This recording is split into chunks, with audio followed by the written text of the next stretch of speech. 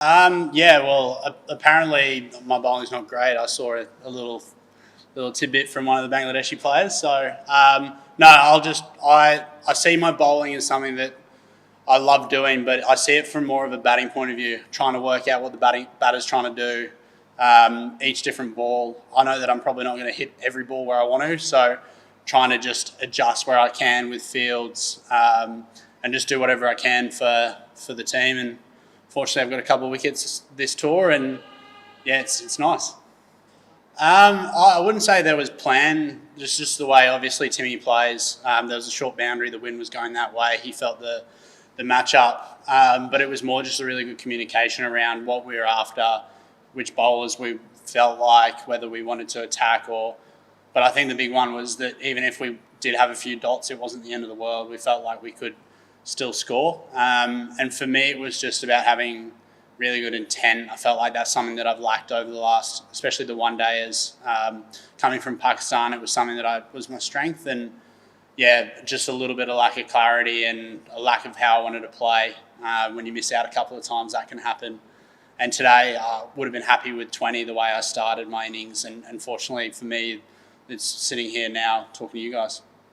Yeah, I think I'd face a couple of overs off him. I'd hit him for 1-6, but it felt like that was a real chance for us to attack in the game. Obviously, he's one of the best spinners in the world in this format. I faced him in the Big Bash. It was really tough. But it was just the matchup in that moment. I felt like if I could aim straight, that boundary was small enough that I felt like I could clear it. And fortunately, I got a couple of ones right in the right spot for me.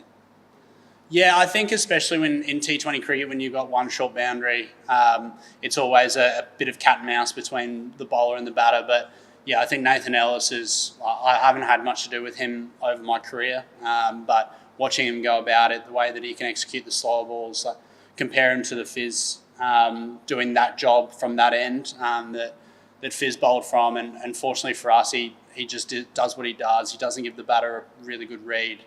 And I think it's probably some of the best death bowling I've seen, and best bowling in I think he went for 25, and 4 of them was a nick through slips. So he's really valuable to our team, especially in that middle to late overs when we're trying to defend.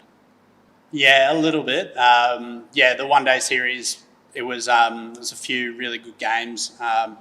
Felt like every game we were just a little bit shy. We were probably 30 runs short in a couple of games. And then, these last 2 games, obviously, chasing down in the first game and setting a really nice target today.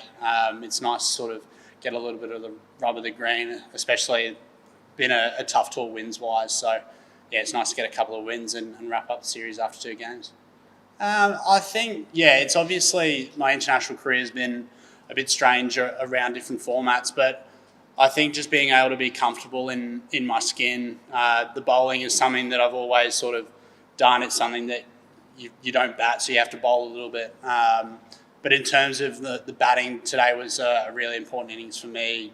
Just after a run of low scores, just remembering why I wanted to play and how I wanted to play. And as I said before, I could have got 20, but the way that I started was one of the best starts that I've had in my career. And I was really pumped about that. And then to go on and make the score that I did and set the team up for a good win was really, really good in this format, because I think there's always those doubts around whether you're good enough, especially when you're in and out of formats and in and out of teams. So it was nice to sort of realise that I'm good enough at this format.